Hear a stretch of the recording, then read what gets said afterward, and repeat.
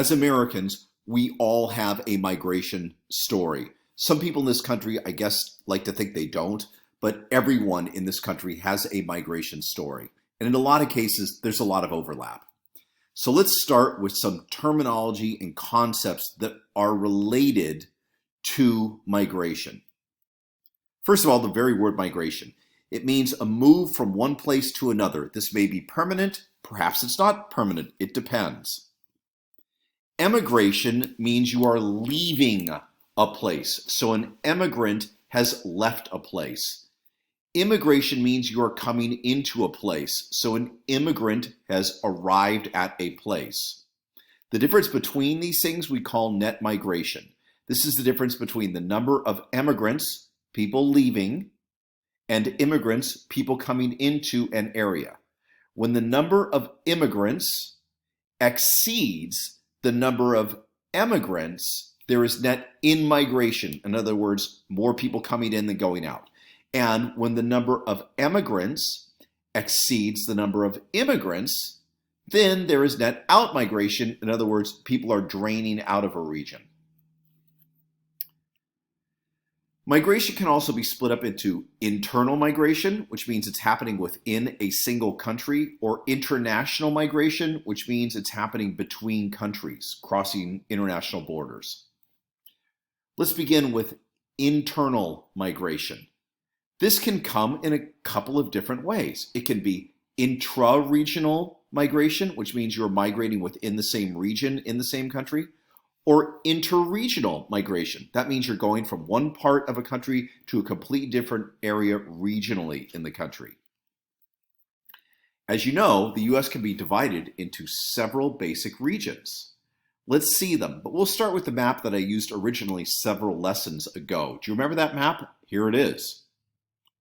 I'm not going to use this one because it's a little too complicated for what we're doing. I'm going to use this one, which splits the United States into 4 basic regions: the West, the Midwest, the South, and the Northeast. But notice, we can really split it up even more if we want to, into the Pacific West, the Mountain West, the West, North Central Midwest, which is also the Plain States, the East, North Central Midwest, in the South, which that's sometimes called the Great Lakes or the Rust Belt. People don't like to say that there, but that's sometimes what it's called. It used to be the manufacturing belt.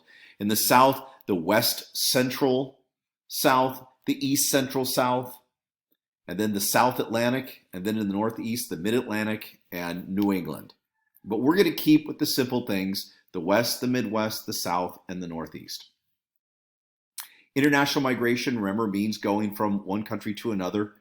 Let's take a quick look at my own family history, and you think about your own story in terms of your family or your life. The green arrow represents my mother's family, and the purple arrow represents my father's family.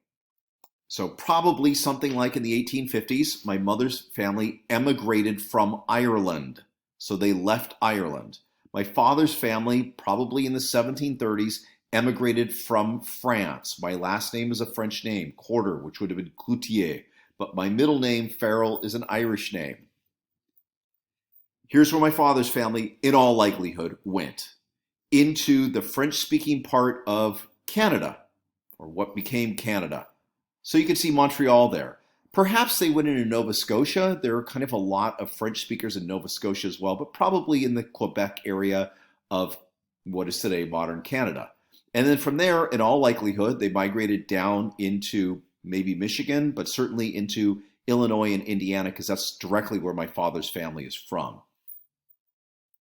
My mother's family, when they arrived in North America, came into the eastern part of Pennsylvania, near Harrisburg and Scranton, Pennsylvania, and worked in the coal mines. And then at the middle part of the Depression, the 1930s, they moved to Buffalo, New York, because the manufacturing sector was beginning to ramp up as a result of World War II, and the United States selling things to Europeans who were already engaged in the war effort. Then both of my parents, eventually in the 1950s, ended up in Southern California. My father because of the Navy, my mom because she worked for the Veterans Administration at that time and was working in the hospital and moved to Long Beach to work in the VA hospital in Long Beach. My father was also working there. That's where they met. And the result of that, is me. There I am.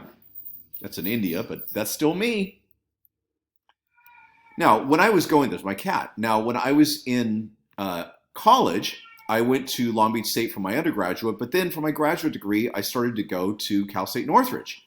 And I lived in Lakewood, and every day for 3 years, well, 4 days a week, I migrated from Lakewood to Northridge and then back again.